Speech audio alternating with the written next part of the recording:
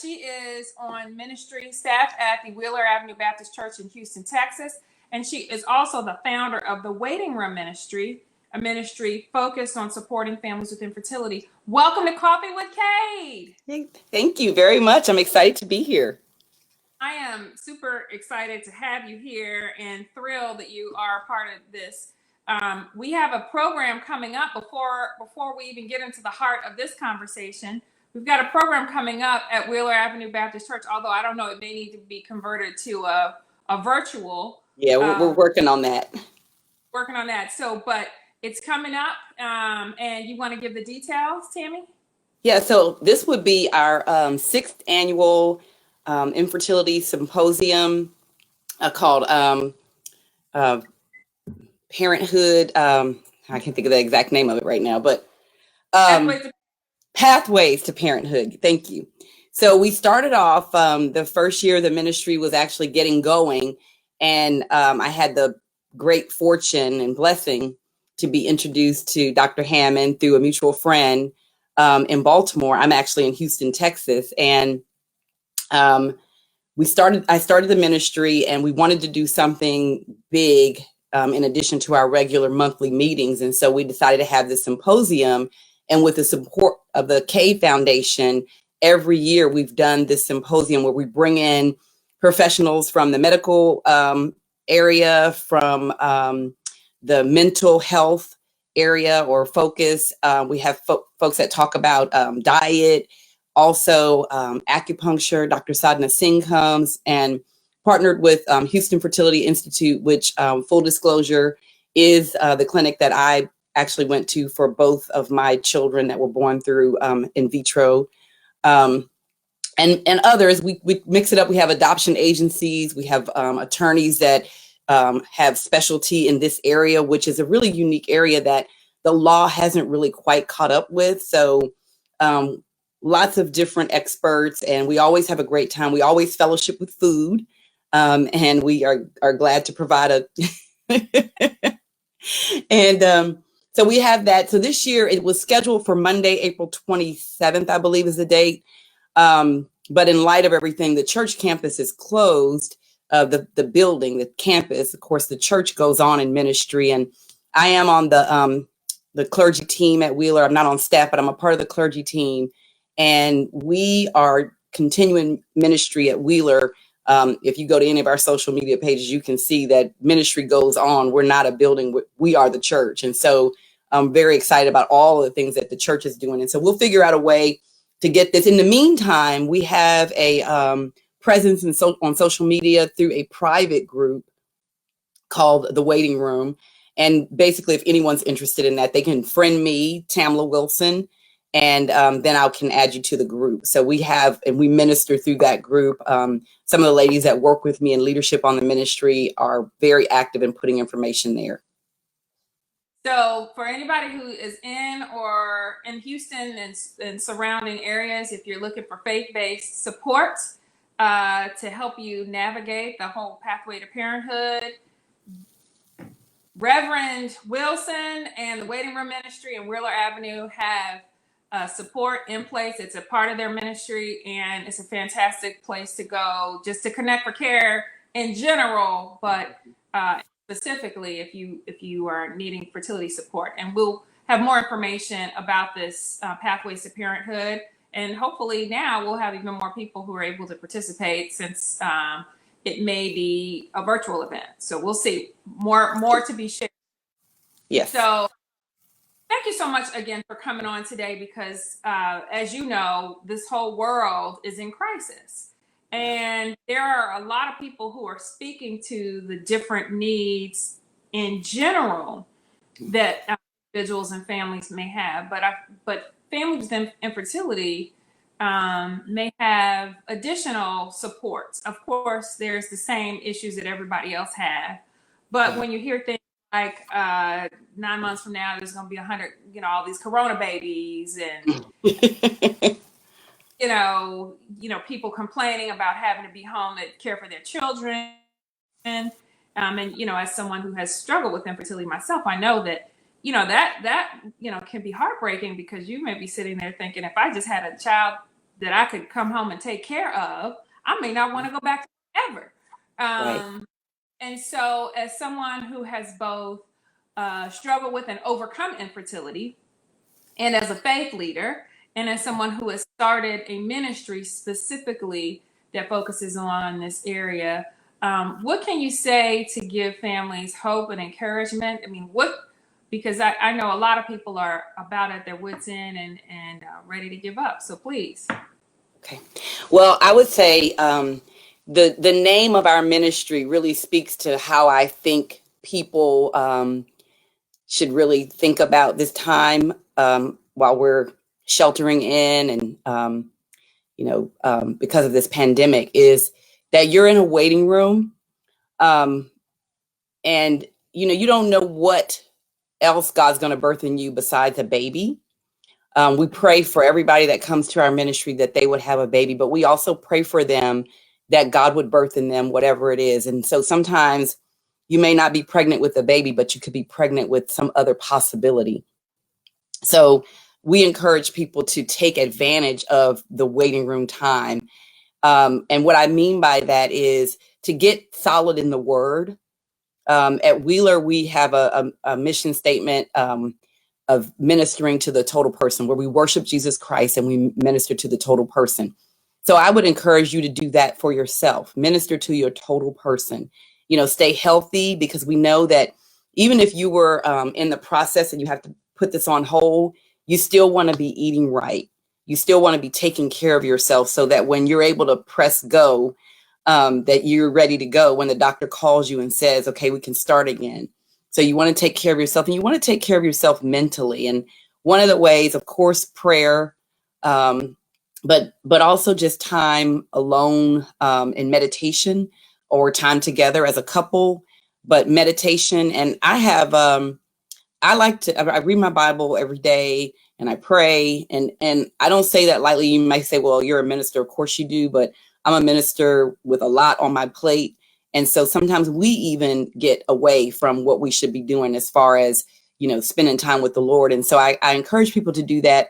And one of the things I do is I like to find a book that actually will kind of walk with me through, whatever it is I'm dealing with. And the last book that really helped me was a book called It Happens After Prayer. And I think it's by H.B. Charles Jr. It Happens After Prayer. And I actually it was recommended. That book up one more time so we can see it. Put it right there we go. Okay. It Happens After Prayer. Yeah. It was actually a recommendation from our pastor, Pastor Cosby, to the clergy. But It Happens After Prayer really helps you to kind of focus on, praying, really praying, not just, Lord, give me what I want, but, but true God prayer that is worshipful and honors God. And so I would encourage that. I prayed a prayer when I was on this journey that, Lord, if this is not your will for my life, take away the desire. And I prayed that prayer for a while.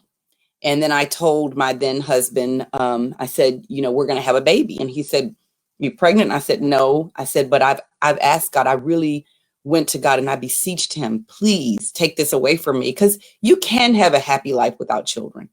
A lot of us don't, but there's lots of people that lead very full lives without children. But that was the desire of my heart, was to have a baby. And God never took the desire away from me. And, and then he blessed me with 2 children. And so, but I think that we really have to, pray a prayer that is in line with God's word. And so that book is very helpful in that. I also, I encourage you to stay connected. I think one of the hardest parts of being on this infertility journey is the loneliness that you often feel, and the isolation. And this time that we're in, this pandemic, is certainly not going to help with that. But I was very blessed to have some ladies that were also on the journey at the same time. And that was another kind of impetus or motivation for starting this ministry, because I know that everybody doesn't have that great fortune of just happening to know people that are also dealing with it. Or you may know them, but you won't know that they're also on the journey because everybody's keeping it silent. Everybody's keeping it in the infertility closet. Right, exactly. So I encourage you, whether you come through the waiting room, if you use the resources the Cade Foundation has, there's other infertility, ministries out there or nonprofits out there, infertility for colored girls. There's all kinds of things. No matter where you are, there are resources. And so, if the waiting room is not for you, help contact me, and I'll help you find one that is. And I know, Dr. Hammond probably feels the same way. And so, but get connected with someone, and have somebody that you can talk with that can encourage you, that knows what you're going through, either somebody that's already been through it or somebody that's on the journey right now. Those are a few things. Now, for those who say, okay, she's talking theoretical, she says she has a story, but I don't know because, in church, I never hear anybody talking about infertility, which you and I have talked about on occasions. So would you please tell your story and, tell about how that has maybe helped transform the way things are talked about, even at your church, which is a very large church. It's one of the mega churches in Houston, Texas. Yes. So I'm going to start from the beginning of my story. So, but I'll try to keep it brief. The beginning of my story is that I suffered with fibroids, and I found out early, like in my 20s, that I had them, but they were small, but they continued to grow. And by the time I was 39, I still wasn't married. And my doctor, who has since retired, but Dr. Gunn was very much in favor of people having children. She was always encouraging people to have children. She loved delivering babies. And so she kept asking me when I was going to, get pregnant, because the issue was for me personally that she didn't want to remove all the fibroids, because at this point I needed what is called a myomectomy. I had grapefruit size fibroids, probably like 11 at least, and they were the size of grapefruits. And so they were numerous. So it would have to be a myomectomy to have them removed. And so I went in for my well woman checkup at 39 years old. It was right around the time I was about to be 39, and I was headed to New York on business. I work in my day job. I work in the investment industry, and I was head of business development for a firm here in Houston. And I was heading to New York for business, and I was reading this daily Bible, and the Bible said the scriptures I had kind of gotten behind, so I was getting caught up, and I was reading Hebrews. And if you're in the Word at all, Hebrews is all about faith. Hebrews 11, and so I was like, Hebrews 11 said, and I got to the part that said, now Sarah being well past the age, because Dr. Gunn had told me at this last appointment, you need to decide, do you want to be 50 with no kids, or 50 and a single parent? Because you've been waiting on this husband to come along, and he hasn't come. And so I said, well, I don't really want to do either of those. I'm a minister. I don't really want to be a single parent. And, I'm not judging anybody that chooses that route. I have several friends that have done that. Now I find myself in that place. That's another story. But anyways, it's not an easy journey. And so it said, now Sarah being well past the age. And I felt that God was speaking to me, saying that, even though I was 39, it was not too late for me. And so I would encourage anybody who maybe in that space. My children were 43. I mean, I was 43 and 46 when I had my children. So fast forward a few months later, I ended up meeting my husband. We're divorced now, but like I said, that's another story. But anyway, I met my husband, and our first date, we spent both talking about how much we wanted children. And we married. I was 40 when we married, and he immediately started being tested so he could see if he had any issues. He did not. So all we had to do was focus on me. And we tried a lot of different things. I want to be as natural as possible. And I know a lot of people are in that space where you don't necessarily want to do in vitro. My encouragement to you, and everybody has to walk this journey in their own way, but my encouragement is, if your doctor is saying in vitro is the best way for you to do it, I encourage you to listen. Because what happened to me is I tried to do all these other things. By the time I was ready to listen to my doctor, Well, then I wasn't producing enough eggs. So then I had to use a donor, and I don't share that with everybody. So now I'm sharing it here on Facebook Live, but I actually had a donor. And so we had donor eggs. And so I did, to get 2 children, I did 7 rounds of in vitro. Okay. So I've been on this journey, believe me. And mine wasn't as long as some people's, but it was pretty intense. I lost my job along the way. And now God's blessed me with a better job. You're greater to me. Your greater is all your later is always greater. So don't worry about stuff like that. And just like this pandemic, okay? And Somebody needs to hear. yes, your later is always greater. Believe me, God has things in store for you that you don't even know. He's already thought. We're thinking these little thoughts, and God's got things way beyond what we've ever imagined. And so I was blessed to have one son at 43. And then we had some eggs left. We used those two more rounds of in vitro, and then still didn't get pregnant. I had to get a second donor.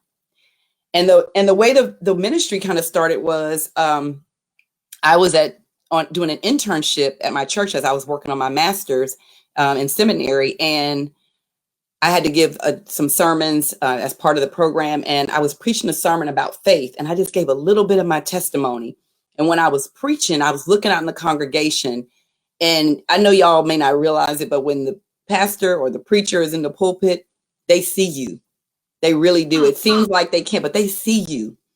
And I saw all these people, all these women especially, that were tearing up as I was preaching. And I told Pastor Cosby, I said, God's put on my heart that we need to have an infertility ministry. And he had gotten an email from Dr. Stacey Edwards Dunn, who is at Trinity in Chicago, but she's the founder of Infertility for Colored Girls. And she had sent him something saying, you need to recognize Infertility Awareness Month at your church and, do more or whatever. And so he slid the email to me and he said, go. And I am very thankful that yes. I love. And so I'm very thankful. Our pastor and his wife do not have any infertility issues. They've been walked alongside me on my journey and been very, very supportive. But they have truly embraced this issue. And Pastor Cosby has preached from the pulpit on Sunday about infertility. And he's recognized, and they've encouraged and supported this ministry. And it's a small ministry, but it's been very impactful in the lives of the people that it has touched. Okay, so comments, I just want to go through those fast. Donna Austin says faith, and she received that. And then Heart Locked on Instagram says, same here, no eggs. I'm 39, 2 myomectomies. They recommended donor egg. And later is greater. So can you talk a little bit about the concern that Christians in particular have about fertility treatment kind of in God's territory? Yeah. Because I've heard that before. And I was going through it. I heard it when people. Yeah. So I wrote a paper when I was in seminary I had a theology and science class. And I did a lot of research with different religions and how people thought about, in vitro or different things, interventions to help people conceive. And I think that the Jewish faith has a term, and I think it's midrash, but it's basically anything that helps a woman have a baby is a good thing. And, I like so I feel that, God blessed us with medicine, and, you wouldn't, if you had cancer, most of us would go and get treatment, right? You would go and get chemo or radiation if they said it was going to save your life.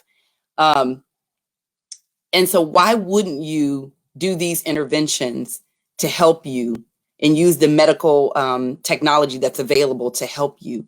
I had a young man once that I was actually mentoring him, but we had become close during the mentor relationship, and he shared with me that his wife and he were, because it's not just the wife, but it's a couple. You're both going through it. And he said that they were dealing with infertility, and the doctors wanted to do this test on her, but he didn't want it done because he didn't feel like it was necessary. And I said, I'm sorry. I know you have a seminary, you're working on a seminary degree, but did I miss that you were also a doctor? I don't know. And he was like, well, I mean, I just feel like from a faith place. And so I said to him, what if the only thing preventing her from getting pregnant is whatever they're going to do with this test? Because they weren't even talking about in vitro. It was a test. It was called a hysteroscopy. I've had it done twice. It's basically just flushing out to make sure everything's working. And so it can be painful, but it's just a test. It's not even, in vitro or anything. So they decided to move forward with the test, and they now have a baby. And so I was like, just think if you had not I couldn't understand, but a lot of times with men, sometimes they don't understand all that goes into it.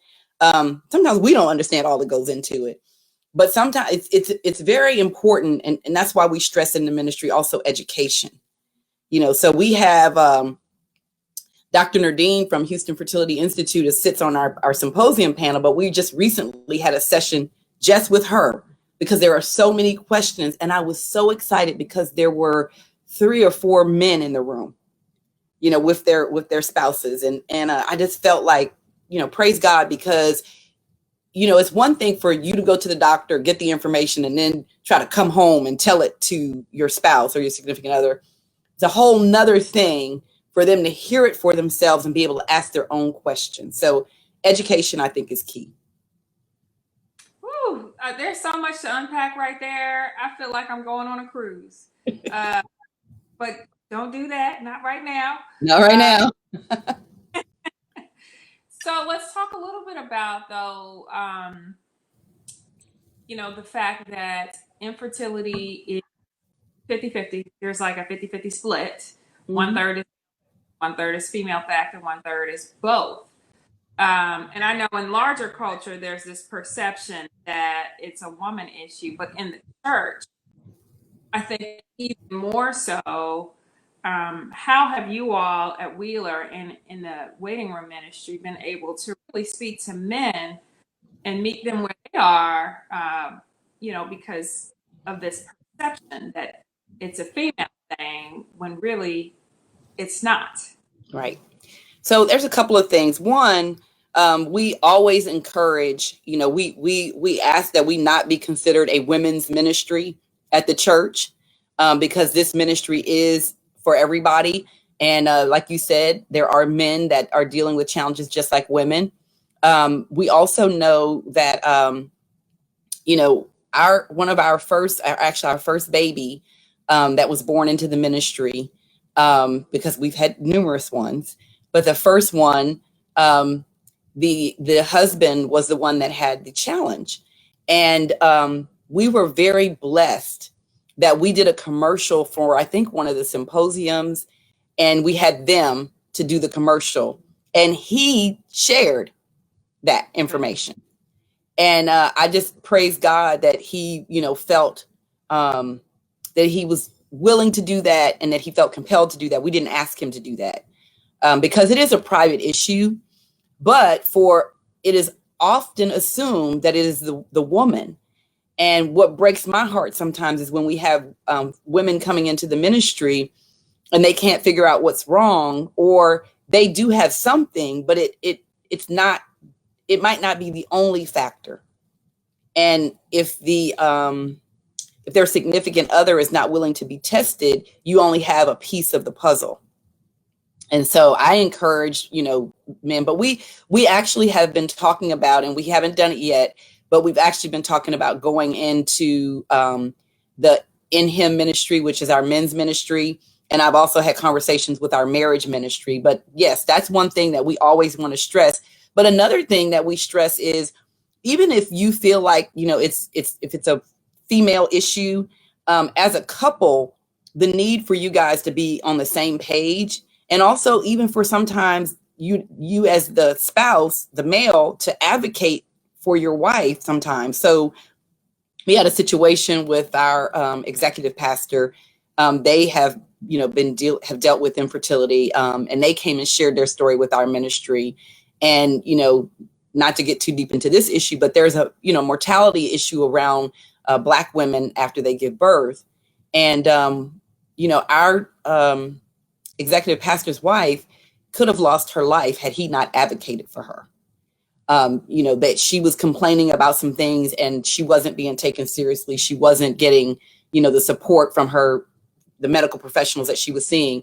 So I would say, just make sure that, you're in it together. And that means it doesn't matter whose issue it is. It's your issue together. Amen. You know what? We could go on all morning talking about, I guess, all morning for you, all afternoon for me. Yes. We try and keep these down to 30 minutes. So did you have one quick parting word to just encourage families who are struggling with the whole faith and fertility, particularly at this time? Yeah, my encouragement would be, God does, he doesn't make mistakes, right? And we're all in a tizzy and going crazy behind having to stay inside. And, more seriously, though, we're looking at the people that are being impacted by this disease or this virus. And so what I would say is, God is not surprised, and everything happens in his timing. And although it may seem like, oh my gosh, we finally got it together to go through in vitro, or we finally decided to make this move or that move, or to move forward with adoption, whatever it is, and now everything's on hold, just take this time, and I tell this to people in our ministry, take this time to get ready for the way that God is going to bless you. Whether it's like deepening your relationship with God or with each other, talking about how you're going to parent, because check it out. Once the babies come, it's a whole new ball game. So it's very exciting to be pregnant and give birth and have a little baby, but then they turn into little people, and you have to be ready. You have to know how you're going to discipline them. You need to think about what schools you want them to go to. There's a lot of planning and preparation that goes into having children. So take the time and do that now. That's what I would encourage you to do, and stay in the word and trust God even when you can't trace him. Okay. Ooh, that's another good. Come on now. Can't trace him because we know he's there. He's there. Wow. He's there. And he's a big God. We've got these problems that we think are big, but we serve a bigger God. So, just keep the faith and use the resources you have, like the Cade Foundation and like the waiting room and all of the other many resources that are out there. Awesome. Thank you so much, Reverend Wilson. And again, this is Reverend Tamla Wilson from the Wheeler Avenue Baptist Church, which is a large church in Houston, Texas. She is also the founder of the Waiting Room Ministry. And if you are in that area, please reach out. They do have a presence on Facebook, and to get connected, friend Tamla Wilson, and then she'll add our ministry. And also, if you're just looking for a great church home, an amazing place to worship and to be supported, look at the Wheeler Avenue Baptist Church. Also, thank you so much. And I want to remind everyone that Cade Foundation does have a family building grant that would provide up to $10,000 for fertility treatment or adoption. For more information, the applications are online 24/7. Visit cadefoundation.org/grants. So thank you so much. And before we leave, this is Coffee with Cade. So what's in your cup? What's in my cup is my homemade version of the medicine ball by Starbucks. So, tell me, what is it? So it's half lemonade.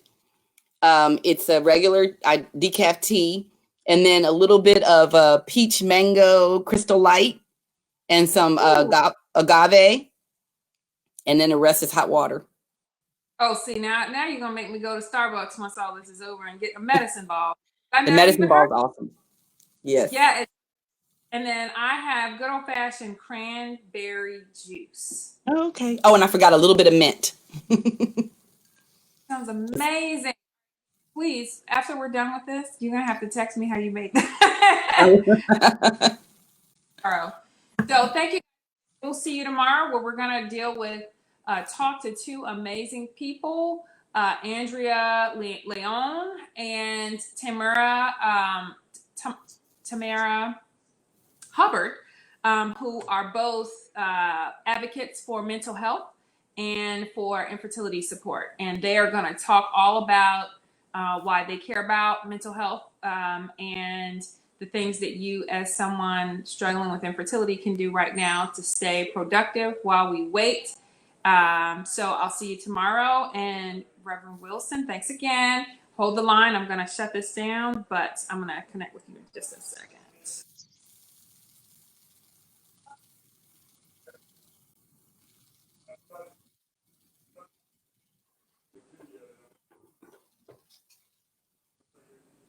All righty. Now, and